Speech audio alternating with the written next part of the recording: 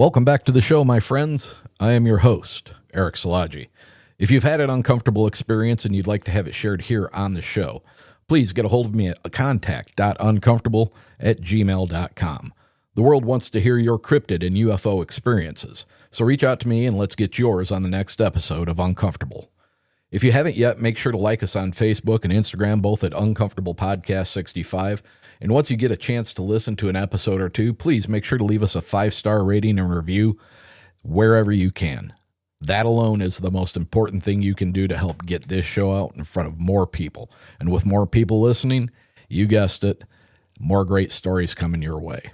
If video is more your thing, then make sure you subscribe to Uncomfortable Podcast on YouTube, where you can get the video version of most shows.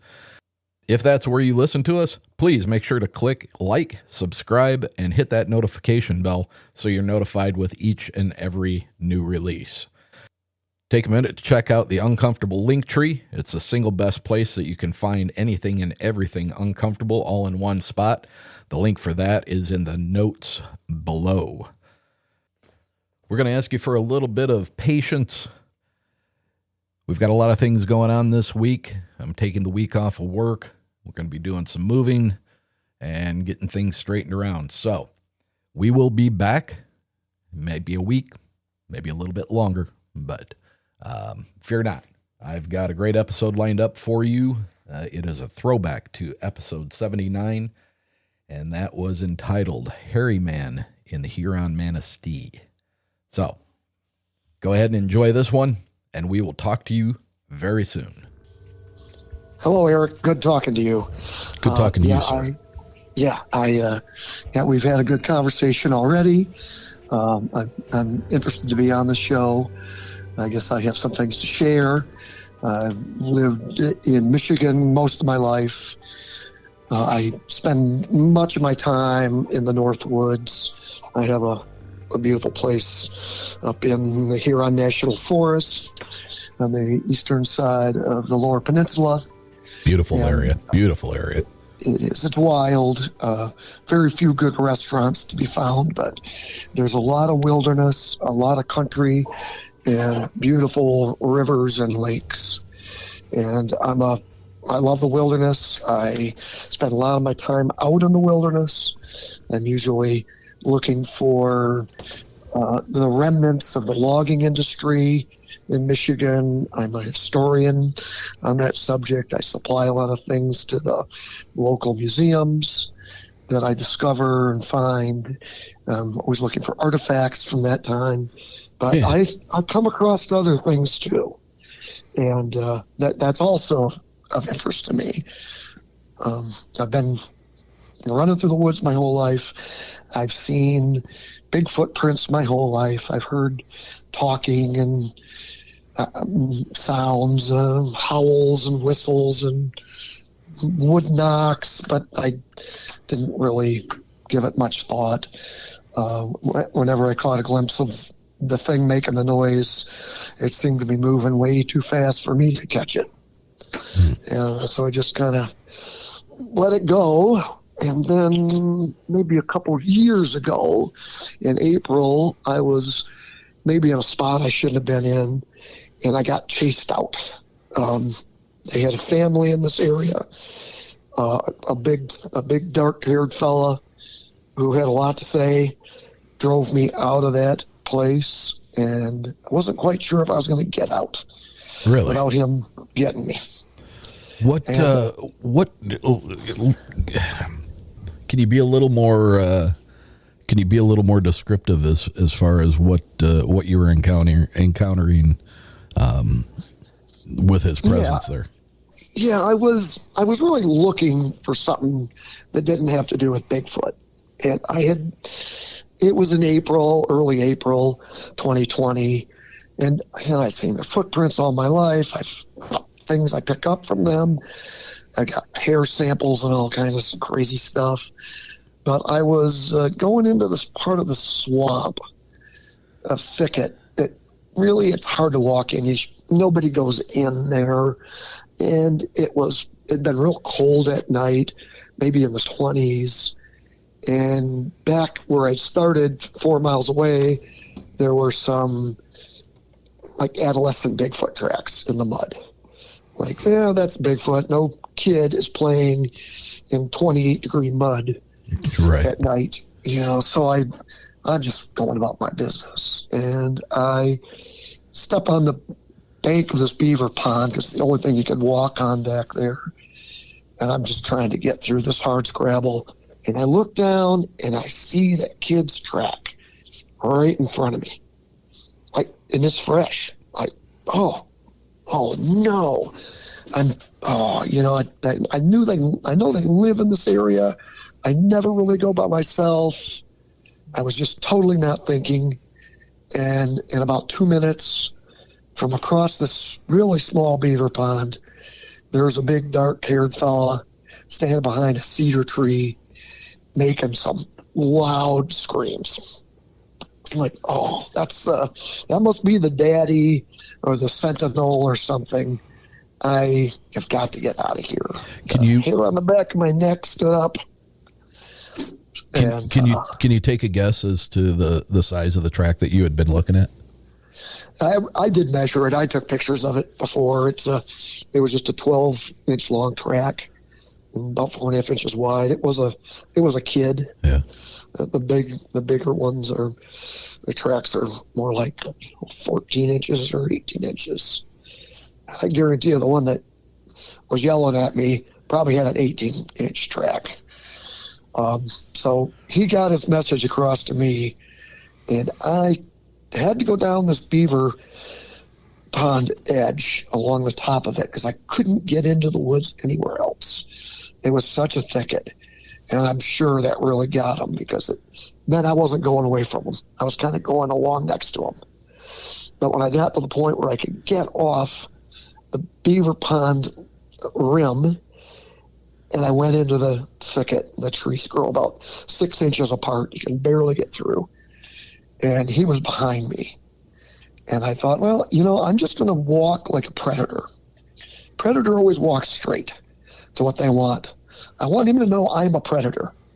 I'm not a prey animal. I'm not going to zigzag through this stuff. Mm-hmm. And I'm going to head in this direction I chose to get to a river.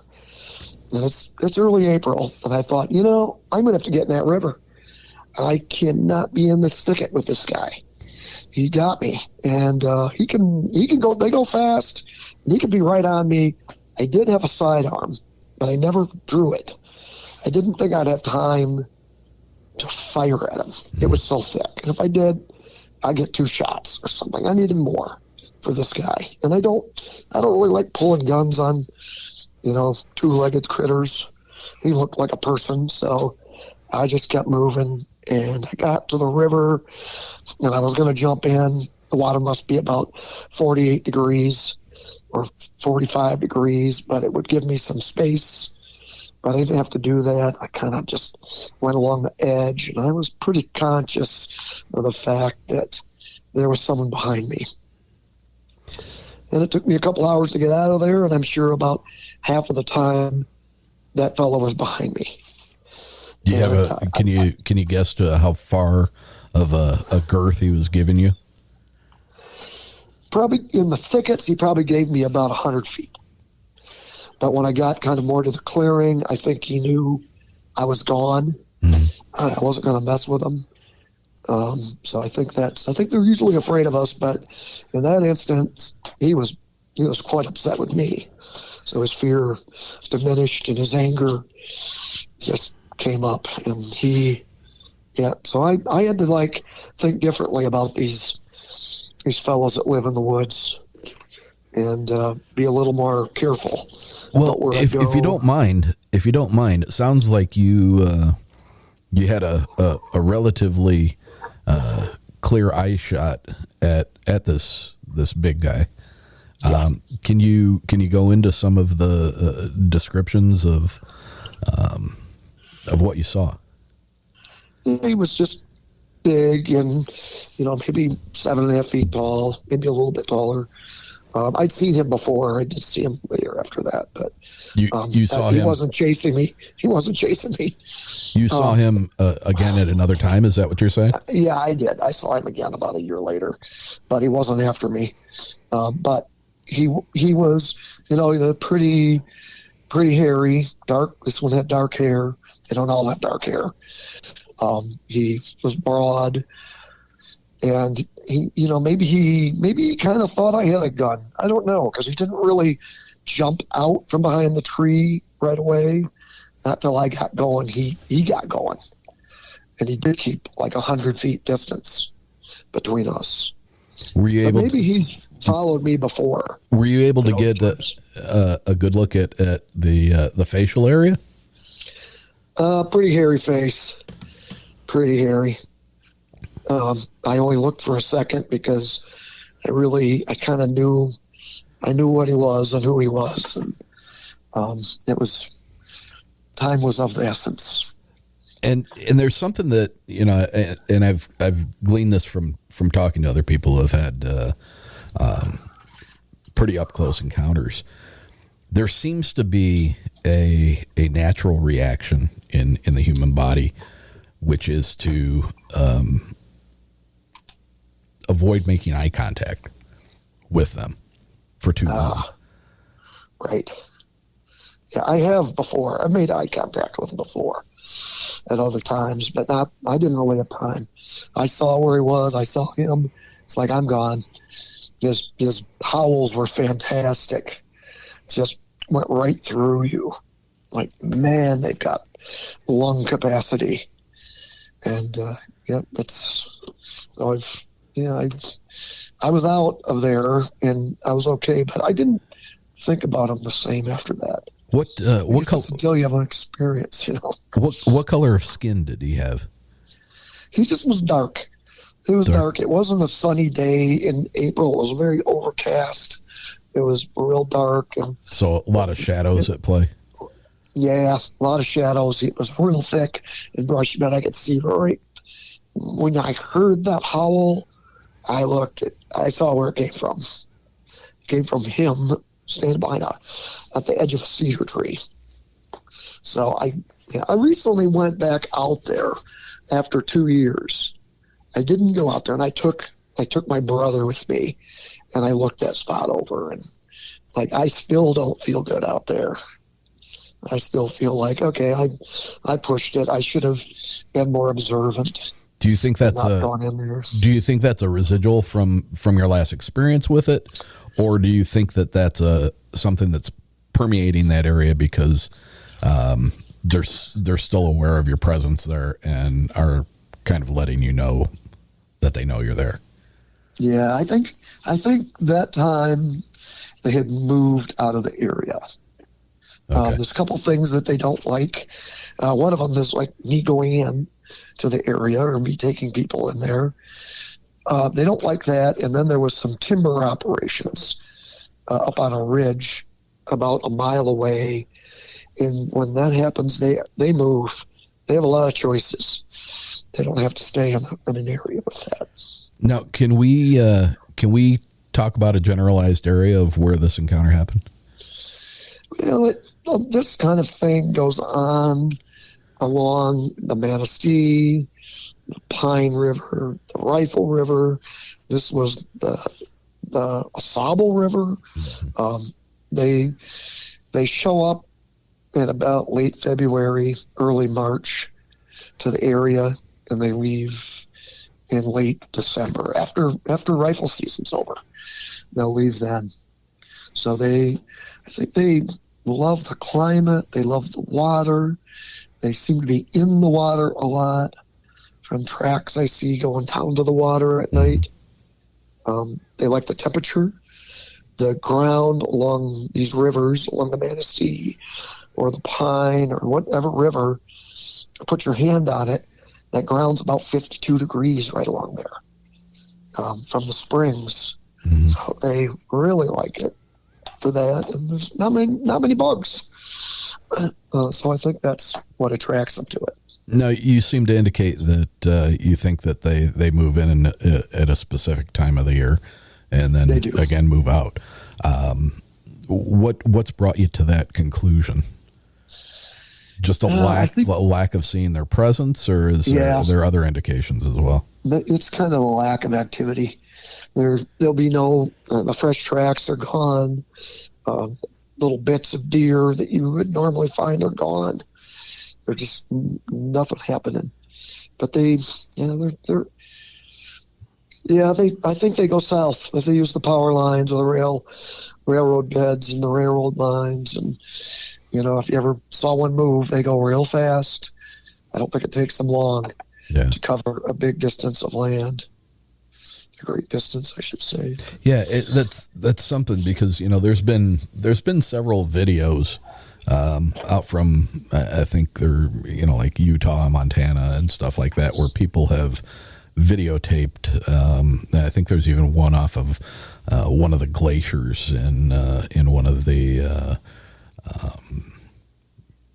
parts of Canada, where somebody is, up on a hill and looking out across the vastness, and they start videotaping, and it's far enough where, their Zoom can't even really get to it.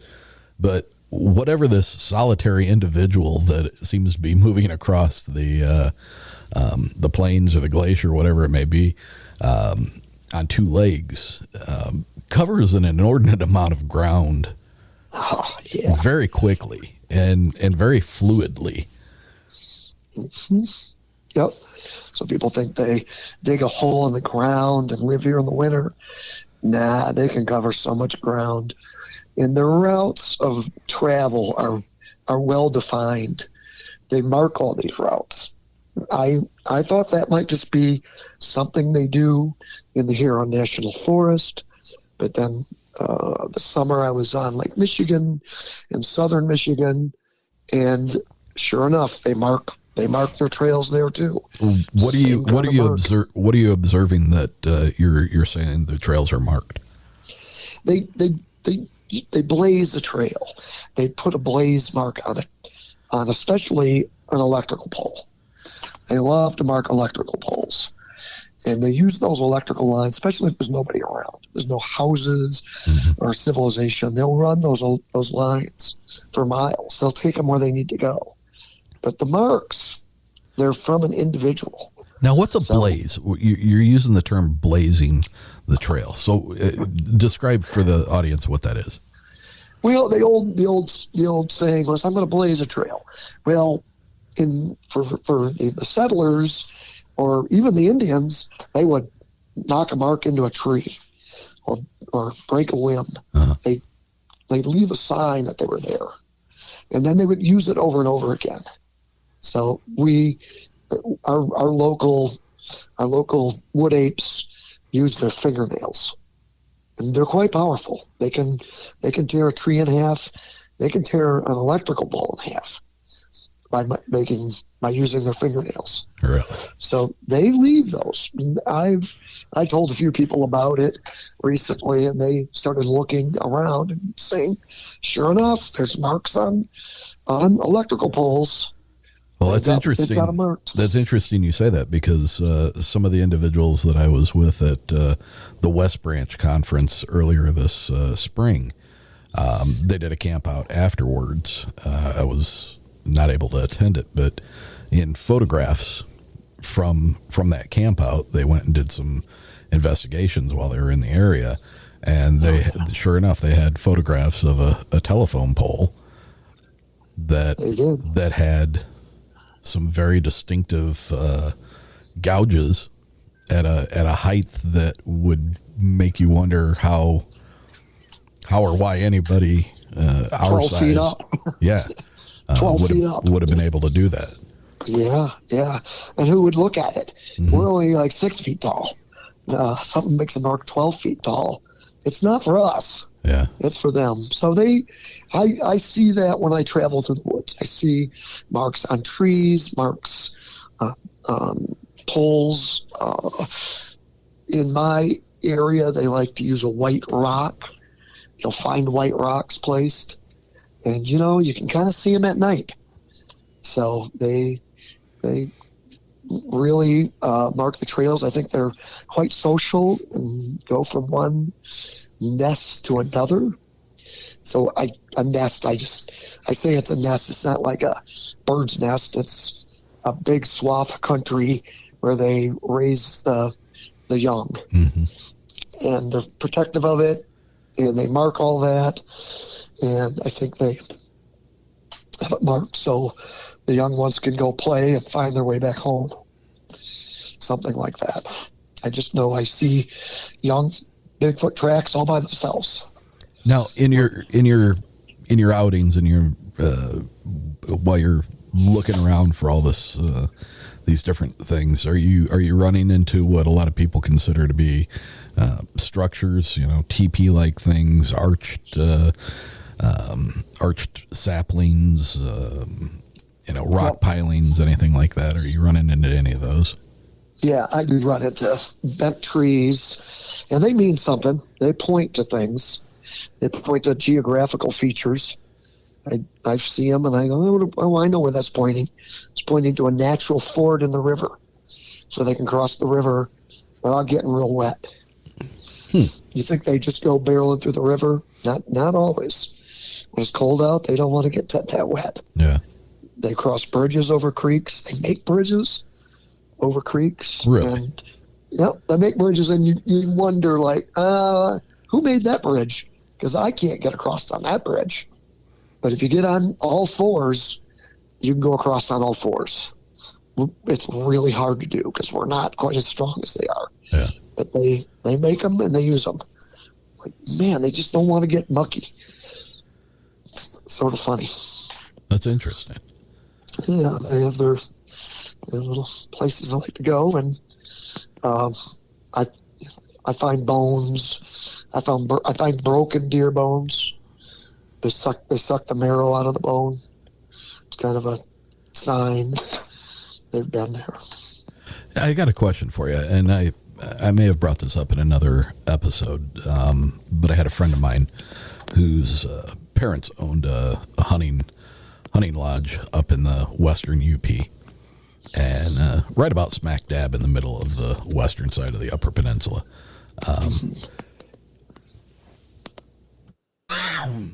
Excuse me.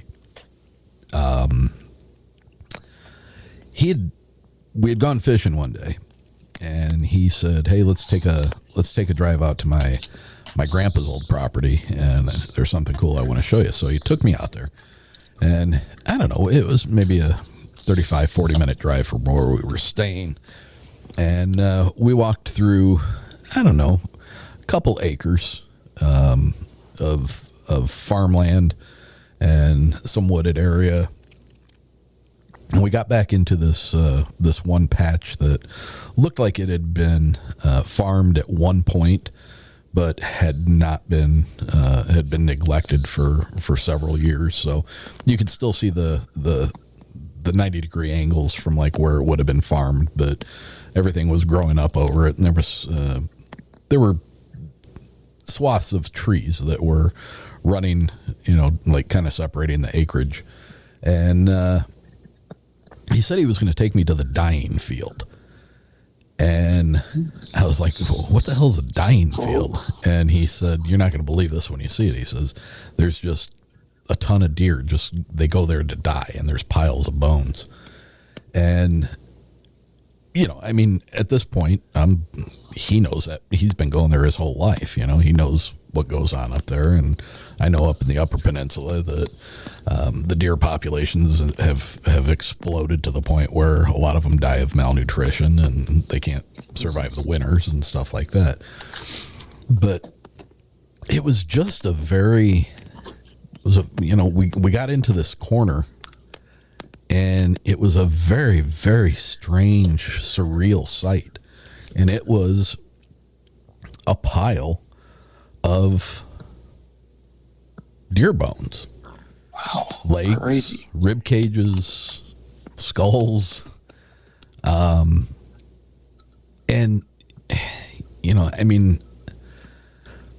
this is a guess, but, there had to be damn near in the neighborhood of somewhere between 50 and 70, maybe not quite that many, but wow. And it was a very surreal looking thing. And the only thing that was in my brain at the time was what he had told me, that that the weak and the ill and the elderly, they come here, and this is where they just die. But I mean, that doesn't make sense to me that they would just crawl up onto a pile of bones and then die and then wither away and become part of that.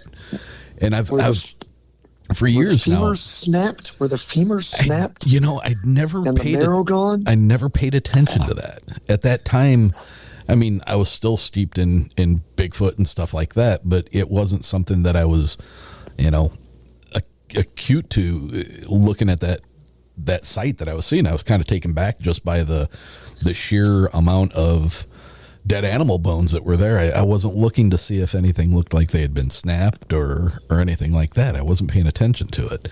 I was just trying to take it all in. I don't even think at the time Bigfoot never even entered my mind as far as being impossible. And it was just a very surreal thing. And I've talked to other hunters, and nobody's ever really said that they've heard of deer doing that, going to a common ground to just pass away and die. I mean, I know animals when they're sick and they know the end is near, they tend to go off on their own and find themselves someplace to hunker down and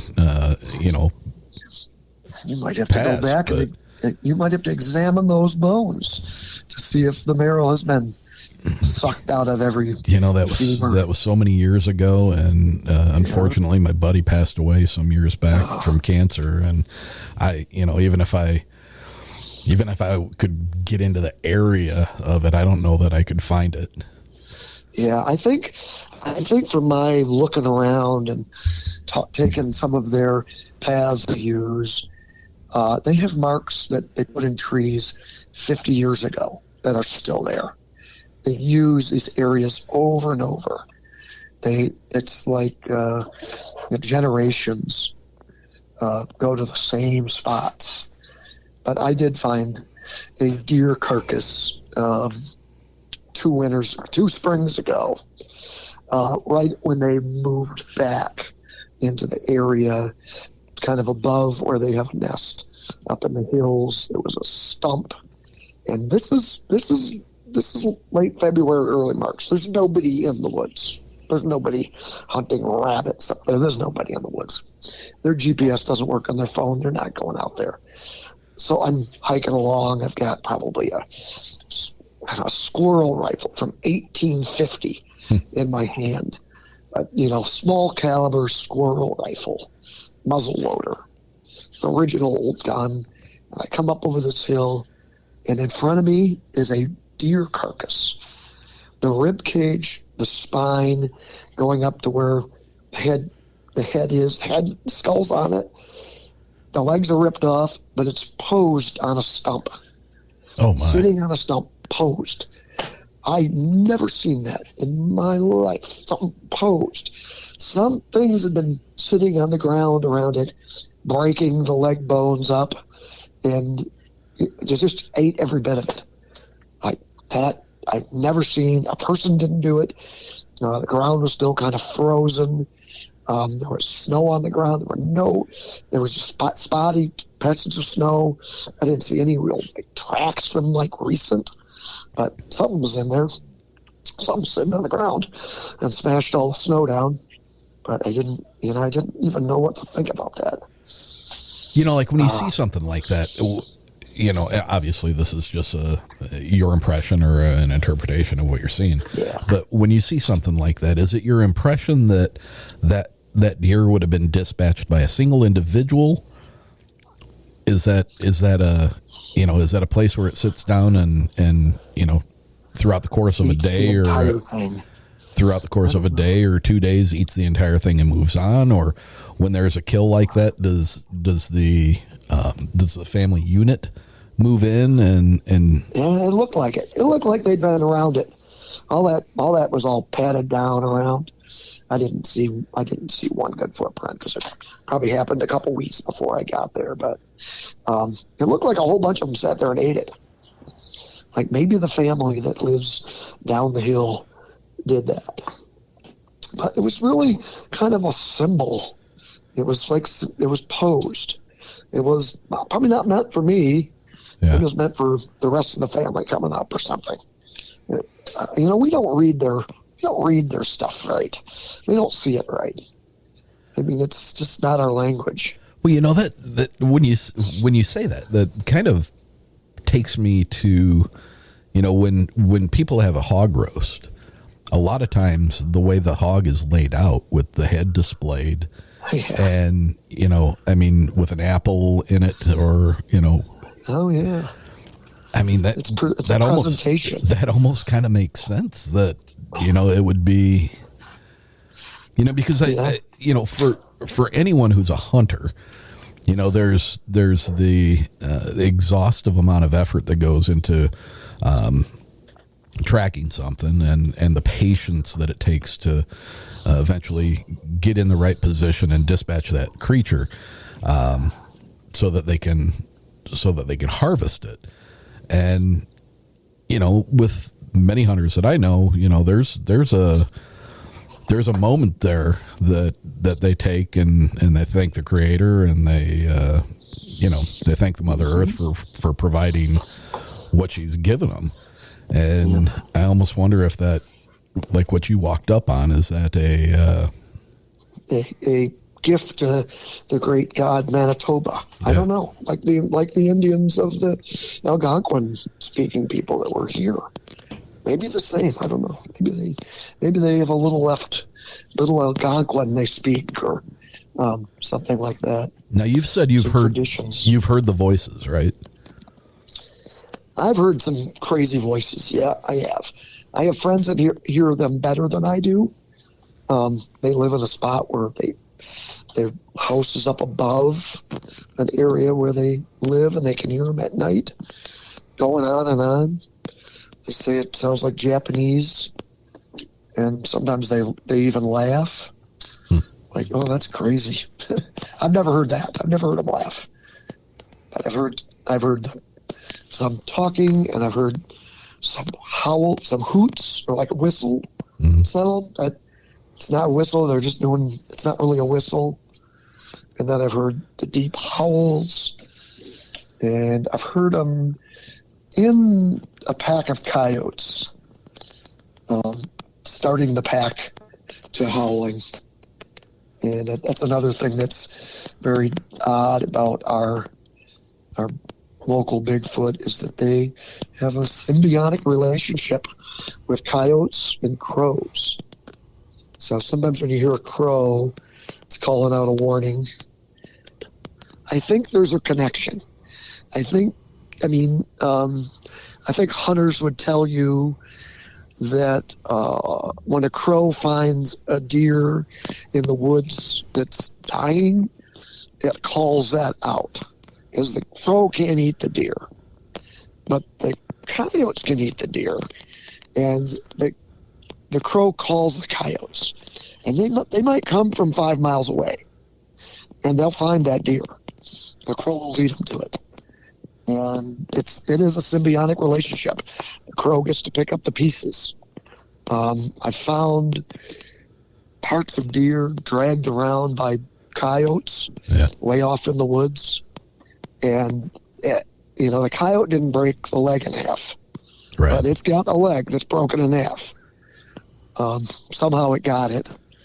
Somehow it's kind of part of the biosphere pyramid here.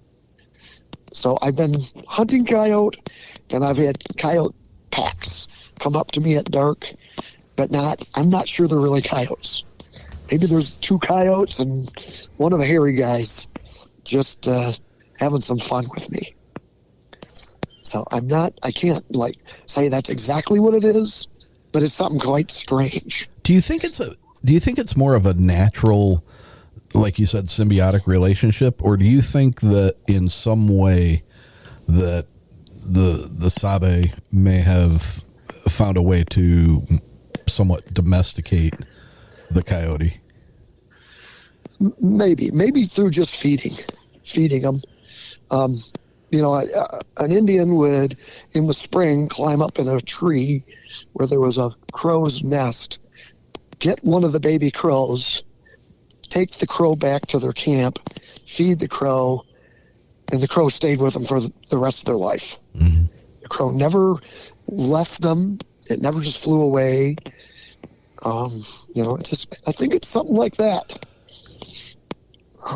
It's just something to be aware of. Now, I don't know if they're like this all over the country, but in my neck of the woods, a crow is telling you something. Interesting. It is. I don't know how anybody would prove any of that stuff, but it's just observation. Well, and I think that's what I think that's one of the great values of interviews like this is that, if you listen to enough of them, there are definitely patterns that form. Mm-hmm. You see a lot of similarities in a lot of people's experiences, but then you hear and you pick up these little odd one-off type things, and you'll be like, well, that's the first time I've ever heard that. And then a year goes by and somebody brings it up again. The point I'm getting at is, I've had two interviews now, completely unrelated. They didn't know each other, different areas of the state, and they both of them brought up garlic, wild garlic. Yeah. And, it's not something you hear of often, but when you start hearing things repeat themselves, it kind of, I start putting them in a file folder in the back of my brain, and, you start drawing on that. Mm-hmm. I bet if the, Ojibwe Indians were here today, they probably have some interesting things to tell us. I would imagine. I think they kind of knew knew a lot about this subject. Maybe they were fearful of them, maybe not. I don't know. But now you reference them as the wood ape.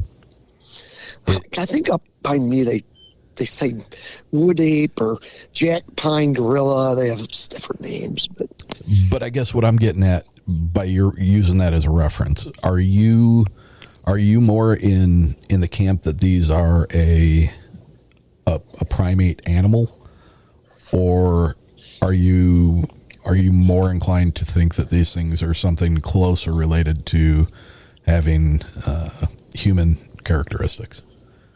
All right. Well, I have two different ideas about it. When I see them, when I see about 3 a year, if I see them on all fours, I just think they're a skinny bear, and they're running around. They go real fast, and I don't think much of it. They look kind of goofy. I don't know. There's nothing that really, I'm interested, but when they're on their hinds, they look like people to me. Yeah.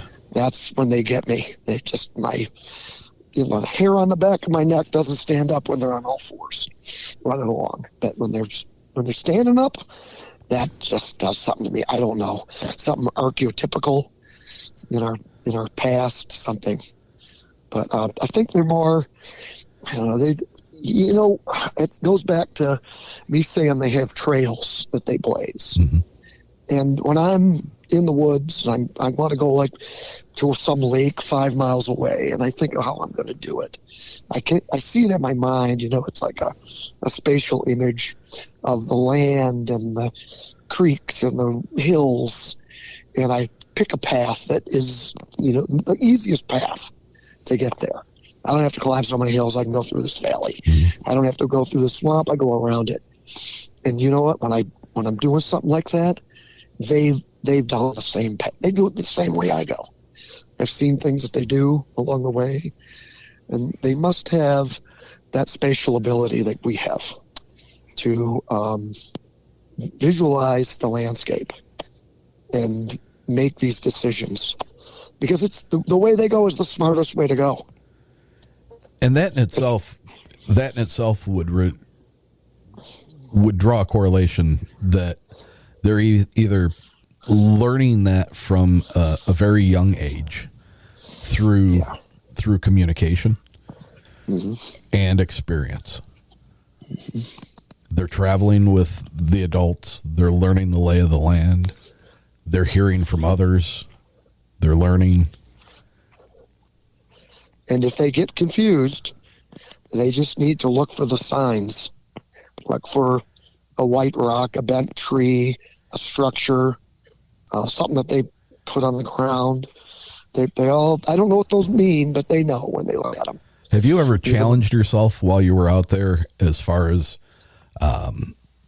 being able to see just how far you could follow their sign? I think you could follow it all the way down Georgia if you wanted to. I think you could follow it all. I mean, they really link up to power lines and railroad beds, even old railroad beds that aren't used anymore. Mm-hmm. They still use those. I think it's, I don't know, the elders, if there's such a thing in that culture, the elders must kind of map the ways that the younger ones will travel. And my guess would be that would be through oral tradition. It must be. It must be. They have beautiful voices. They mimic the sounds of a Saint Bernard or a owl that sounds like a chicken after you hear it for a while, or just some crazy dog sounds, just crazy sounds. They're really good at it. So I think they've got something going on. I don't know if there's any aliens involved, but they certainly do like to eat and run around and stay comfortable. So tell us about some other experiences you've had.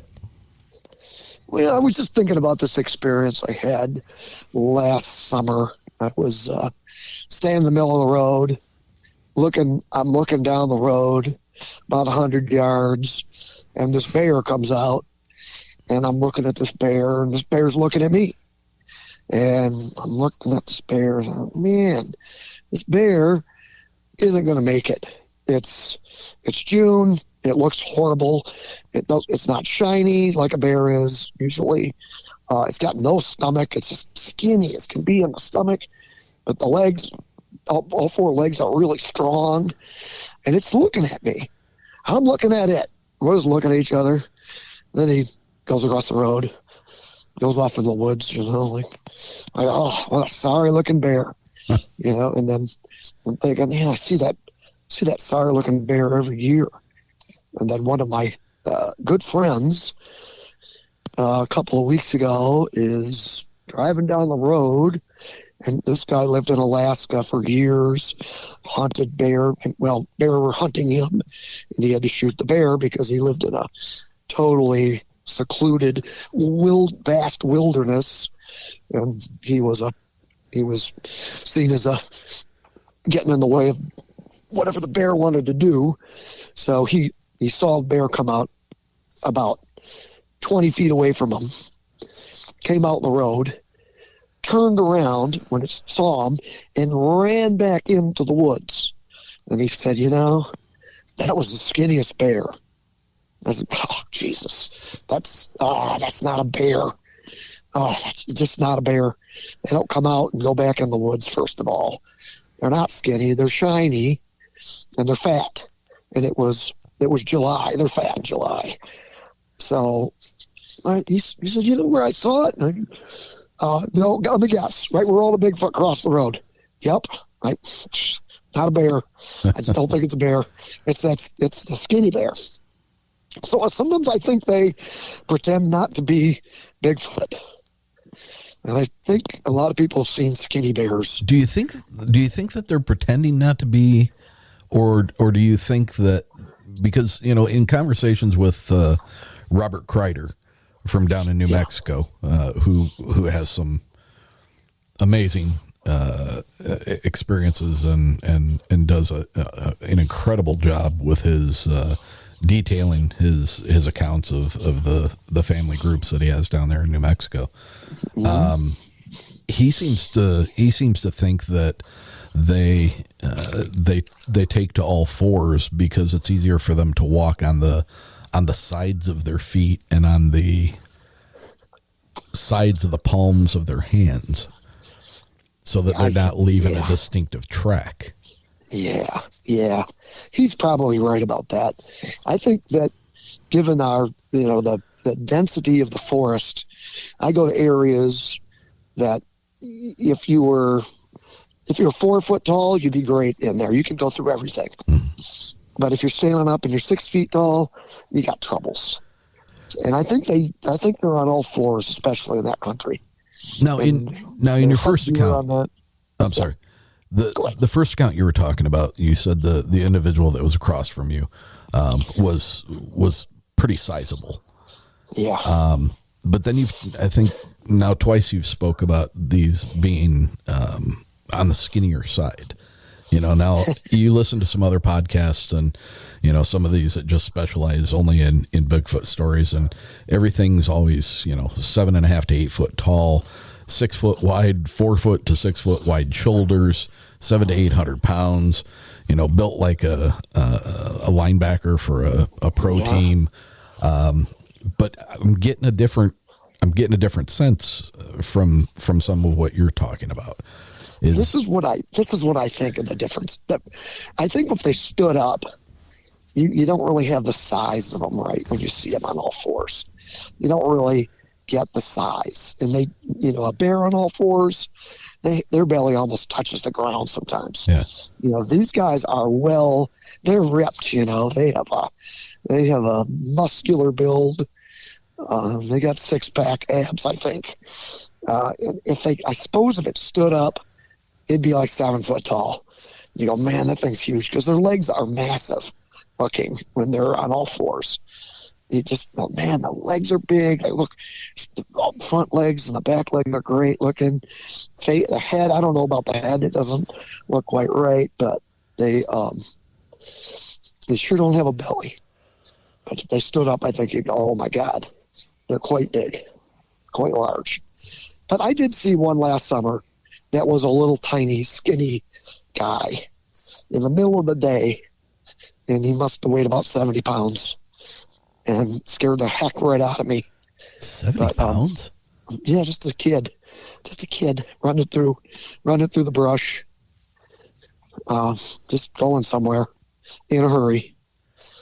Just looked like he crossed the river and was coming up the bank, and he had places to go, and he didn't even look at me. He was just going.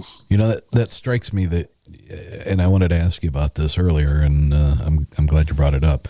The gentleman I interviewed from Jackson County had several on his property for, and upwards of 30 years. Oh, and yeah. He spoke about the young ones and how very seldom that the young ones were seen. And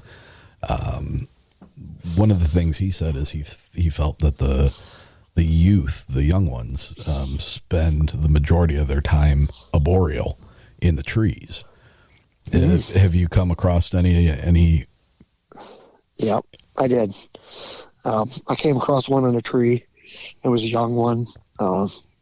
Probably the same one. Probably the same one. I was on the bank of the beaver pond with the track I came across. Probably that one. He was in a tree. He was about 100 yards away, and I never would have seen him except when he saw me. He was up there about 20 feet. He just came out of that tree sticks fell. I terrified the poor guy or girl. I don't know what gender it was, but it came out of that tree so fast, hit the ground on all fours, and it was gone. Did it leave on all fours? Oh yeah. Yeah. Scared the heck out of me. It didn't, maybe it was up there just sleeping, but there's a great apple tree, and I was going to go check this apple tree to see when the apples were going to get ripe. He was beyond it about 100 yards. I think he got all the apples, because 2 days later there was not one apple in the tree. It's like, oh man, opportunists. Now, with the ones that you've seen, that you've encountered, are they all pretty much the same color? Are they all? No, they're not. No. The little kid I saw, his face was hairy. He had a hairy face. And he was reddish. He was reddish brown. So some are reddish brown, some are real dark. But I guess people have seen them that were gray here.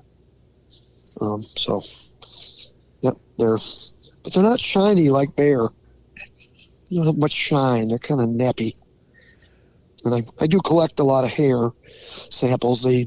When they leave their marks, they leave hair. Yeah.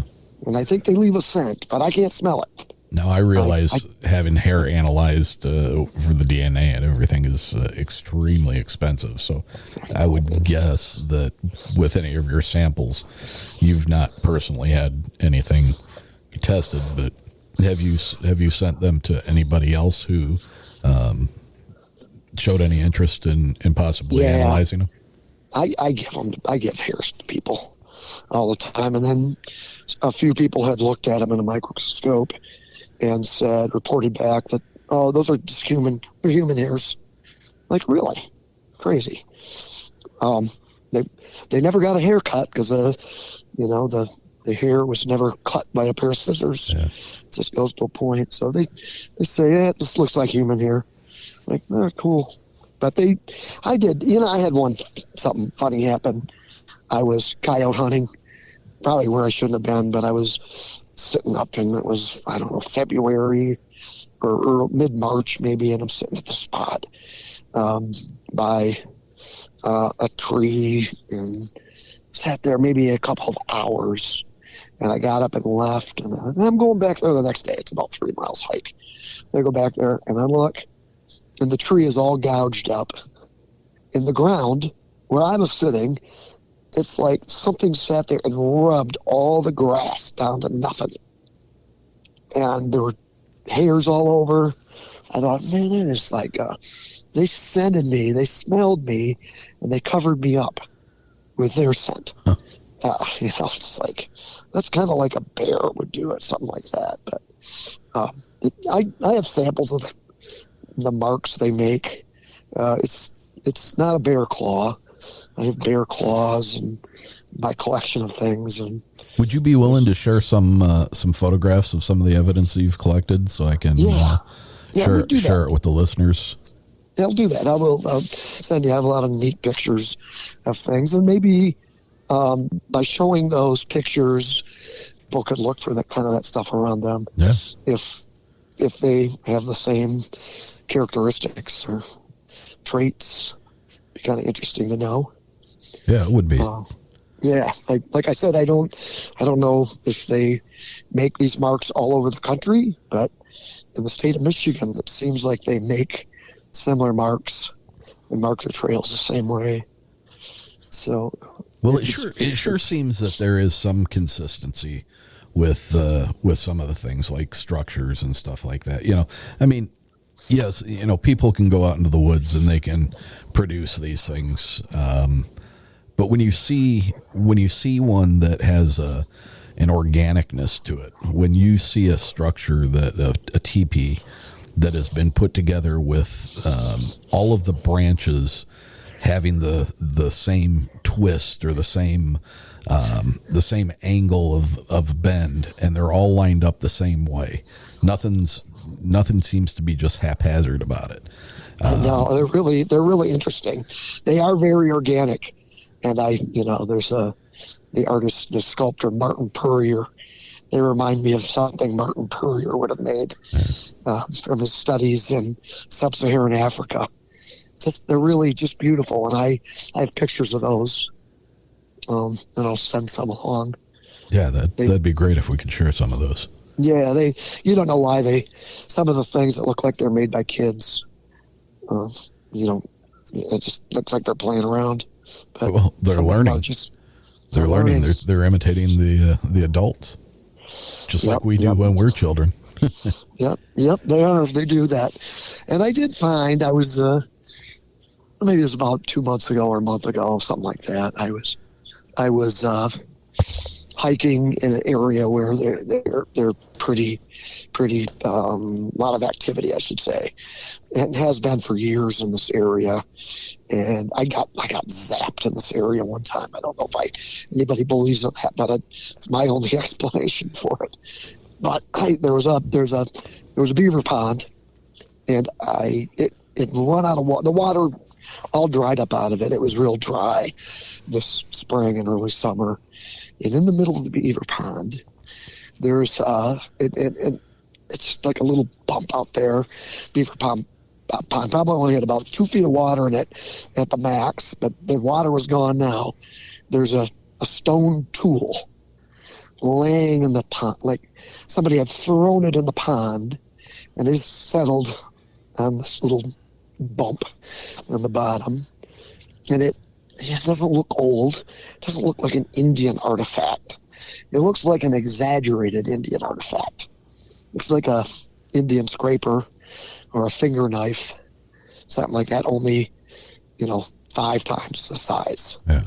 Very, very rudimentary napping edges on it. It wasn't made out of flint. It was made out of some kind of rock. I thought, that is crazy. Doesn't make any sense to me. That why I found this, Yeah. Nope, there's no people around. There are no people there. There are just wilderness with no roads, nothing. Like, that's just an interesting thing. I wonder if they use tools. I know they throw rocks, because I've had rocks thrown at me, but maybe they make something out of rocks. That's been something that throughout the course of the time I've been doing these interviews, I've been very, well, not even myself doing the interviews, but also listening to, an inordinate amount of other shows that deal with people and their experiences and stuff. And the two things actually that seem to be lacking throughout a lot of encounters are witnessing the use of tools. Yeah. And also, my thoughts are, would they have the ability to use fire? I wonder about that too. I totally wonder. I don't know if they ever get cold enough, but I wonder. I'm thinking that excellent book, Historical Bigfoot. Mm-hmm. There are some old accounts in the Pacific Northwest of them making a fire. But I don't know. But that's interesting that you're finding a tool that looks like it had actually been tooled down to having a sharp edge. What did you do anything with that? I have it. I have it. I just thought it was a interesting rock. I didn't think it was anything American Indian, because it just wasn't made out of the right stuff. It just, it's real rudimentary, but it's also for a really big hand. And it has a working edge on it. I'd be very interested in seeing that. Yeah, I'll send you a picture of it. It's pretty cool. Put a little measuring stick next to it, and you can see it. So, I think I love the Bigfoot around here. I hope nothing horrible ever happens to them. I hope hunters don't point their rifles at them or ever do anything like that. They can be awful scary, but I deserve to get chased out. It's kind of a one-way street with them. They can come into my yard, and they do. They come into my yard at night, and they smell horrible, but I can't go into their yard.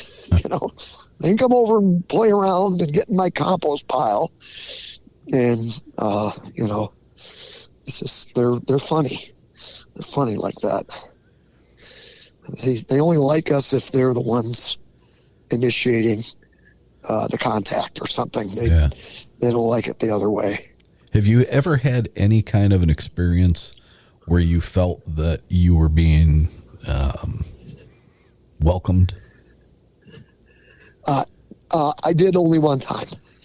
When I told you I saw the guy that yelled at me in the woods, I started bringing him apples. Because someone said, "Hey, you should feed him some apples." Okay, I feed him some apples. I go out and give him, a dozen apples or something. And I'd go out like every week and give them apples. And then one day, I miss a week or something. I don't know. I just wasn't there. I jump in my truck, and I usually didn't take my truck. I just hike out. Jump in my truck, go out to give them some apples. And I'm driving down the road, and about 300 yards away, I see that big dark guy standing there, waiting. I think he's waiting for some apples. And I gotta get closer, and he takes off. It's like, oh my God, they're waiting for the apples. I may have spoiled them or something. Yeah. I don't know. But I did leave a rubber ball with the apples. I left a racquetball ball, which are kind of fun to play with. Mm-hmm. I left it in with the apples. They didn't touch that thing. Apples are gone. They didn't touch it. Really? God, they just wouldn't do it. Yeah, it's funny. And this is in their nest. This is kind of right on this is their nest. I'm on the edge of it. I go there one morning with the apples, and I see a bear has come down this 2-track that borders the nest. And that bear didn't even get near the apples. Like, man, Bigfoot must really have the bear trained well to not eat their apples. They just saw the trail, like the bear just kept going. Didn't stop, didn't even look. Like, these are good apples. I can't imagine why the bear didn't stop and eat all the apples. But I don't know. There's just some funny things out there, funny anomalies. What's the most perplexing thing that you've run into out there? The one thing that just sent your mind spinning and you have no idea how to wrap your head around it. I have one thing. I don't know. I don't know if I should ever tell it. It's way too crazy. It's this is a place to do it. Yeah. I would kind of tell you, but it's a kooky story. I don't know how to feel about it, but I was coming along, and it was fall, a beautiful day in October, and I'm coming along in my car, and I stop at a vista overlooking a part of one of these rivers up north, and I get out of the car, and I'm standing on the bank, and I look across the river, and I see this crazy-looking guy standing on the other side of the river, and he's got a fishing pole, and he's fishing, but fishing season is over. Well, maybe he can still fish there legal if he throws it back, but he's fishing in the spot, and I'm thinking, how in the world did he get to the spot? Because the spot he's in is part of the nest, and it is. There's no roads going to it. You can't even walk in there. It's so thick, and he's got a blue down jacket on in October, and he's got a hat on, and he's fishing, but doesn't know how to fish. He's doing something really wrong with this little kid's fishing pole. What? And I'm looking across, and I look like, how did he get here? There's a boat down that part of the river. I look 800 yards to the west, no boat. Look, 800 yards south bend to the east, no boat. How did he get there? And I look at him, I go, hey there, and I wave at him. Doesn't look up, just standing there. I can't see him very well because he's got a hat on. He's just strange, just standing there. It's like, okay, I'm going to go down to where the hairy guys cross. There's a spot where they cross the river right there, and I go down there. Gone like 3 minutes. Come up, the guy's gone. He's gone. He's got this bright blue, puffy down jacket on that you cannot wear in that woods. Yeah. You'd be a big fuzzball if you wore it in there. Where did he go? I'm running on that bank on the other side looking. I can't find him. I got a weird feeling and so I asked one of my buddies who lives real close to lots of the action. I said, did you ever, one of my buddies has seen him quite a few times, and I said, do you think that they can wear human clothes? He says, oh, yes. Really? Oh, I've never heard. I guess I've heard of it a little bit, but I was wondering if this one of the kids. I've heard of it in one of the. Human. I've heard of it in one of the old historic accounts. I did too. That's where I read it. Yeah. Somebody had rags tied all over them. Yeah. Running through the swamps of Indiana or something. But I just, that was just the craziest thing. So, yeah, my buddy who doesn't live far away, I said, I saw a fisherman on the other side of the river right there. And he looked at me and said, how did you get there? I don't know. He didn't have a boat. He had a down jacket on. Looked real funny. Could not see his face. Just couldn't figure it out. So that's my crazy story. Well, I'm going to piggyback on that, and I'm going to say something to you that there's a person that I'm trying desperately to get to come on the show, and this person had an experience that, and I think that this plays into, how many people say these things can cloak and they can, basically just go invisible and stuff like that. And you start getting into the woo aspects of all this. But this person, very normal person, very normal. While in the area of one of these things, experienced the environment that they were in. I have to be really careful how I say this.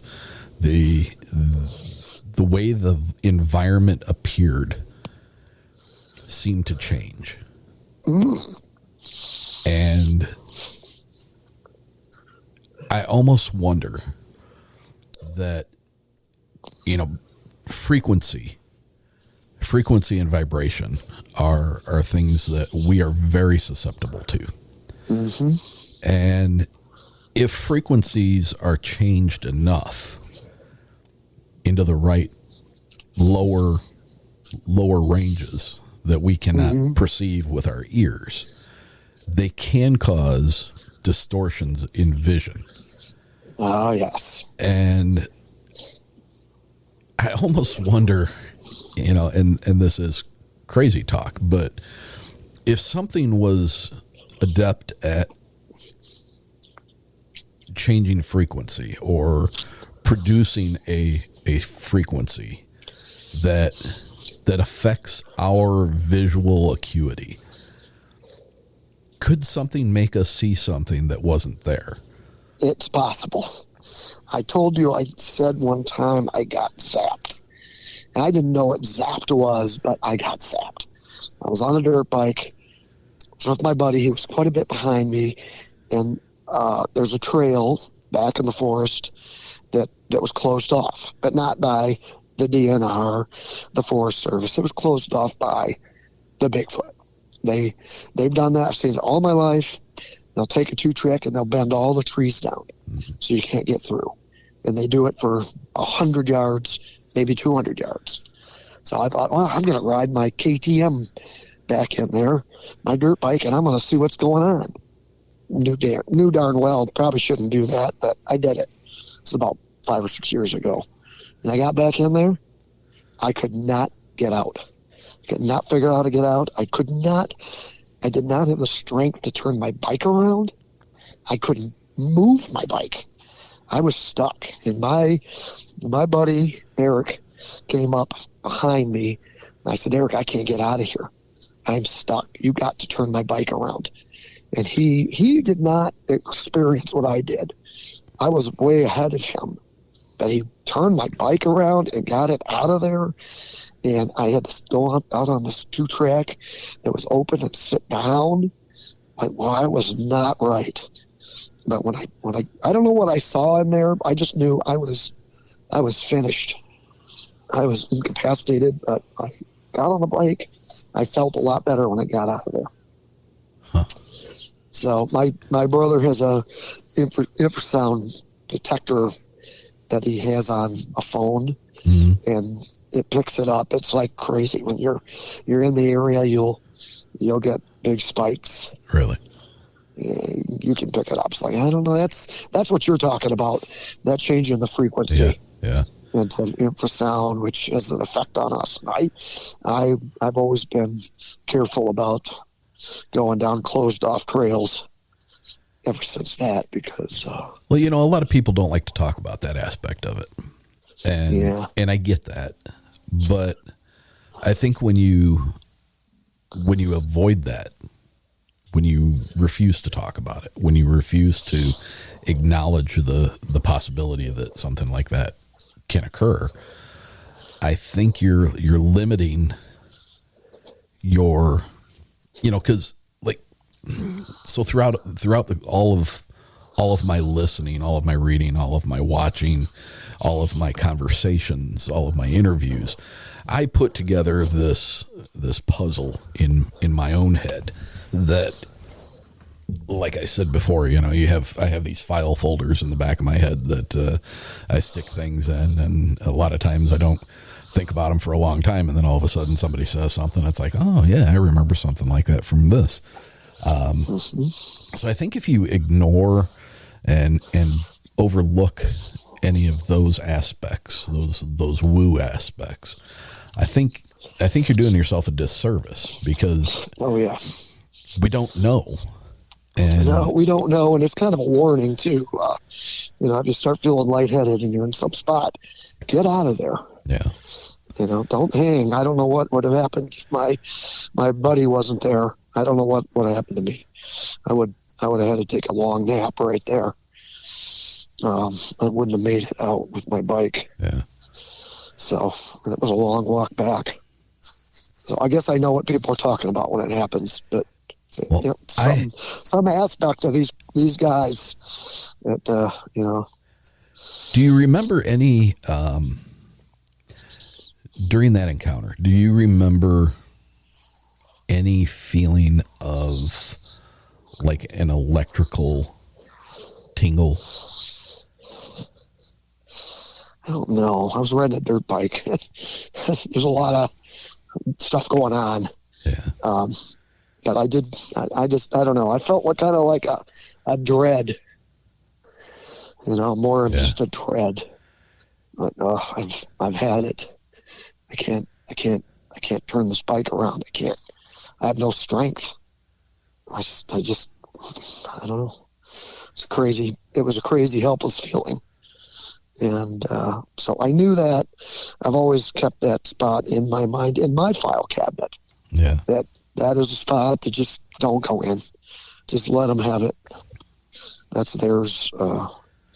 I think, people ask me, how would I go see Bigfoot? I'm like, well, first of all, I'm not going to tell you where they are, really, because I want them to be left in peace. And they know where I live, so I don't try to do anything too crazy, because they'll probably just come over to my house.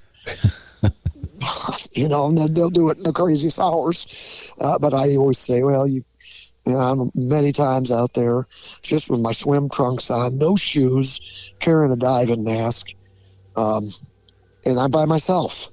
And that's the best way you can see one. If you have another person with you, I think you're limited. Yeah. I don't think they only see them if they want you to.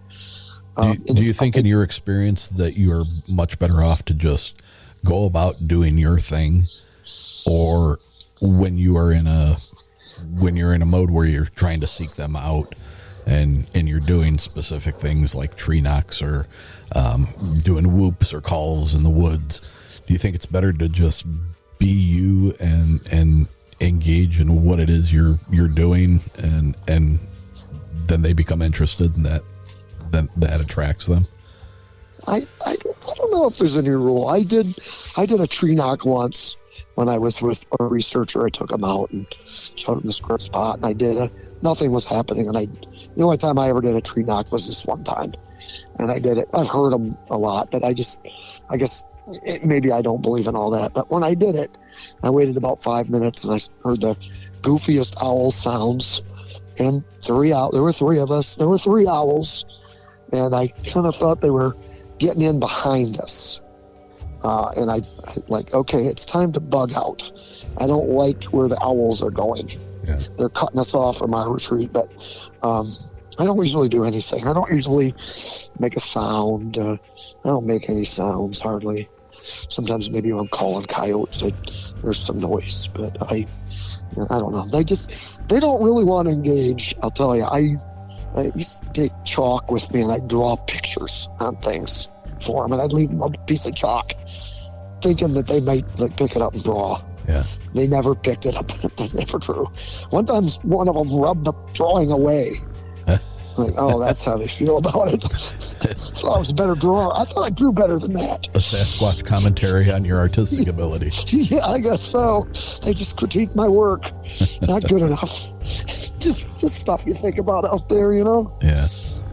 Anyway, but I probably have way more stories than this, but I don't know. I can't always think of them all. Well, I think you've done a great job with what you brought to the table tonight. So I want to thank you. I want to thank you for taking the opportunity to engage us and let us know some of the things that you've come across. Yeah, it's my pleasure. Good talking to you, Eric. It's been an absolute pleasure, sir. I appreciate it. Yeah, I appreciate it. Stay in touch, and let's keep this going. Okay, we can. There'll be more stories. I'm always out there doing something I shouldn't be doing, maybe. But anyway, all right. Don't straighten me out. All right, thanks, man. Take it easy. I appreciate you. Thank you. All right, bye. Good night. I want to hear your story. I want to hear your experience. So email me at contact.uncomfortable@gmail.com. If you enjoy the show, then leave us a rating and a review on iTunes. Share the show with your friends. Share the show on social media. Make sure to like us on Facebook and follow us on Instagram and Twitter, all at Uncomfortable Podcast. And until next week, my friends, stay uncomfortable.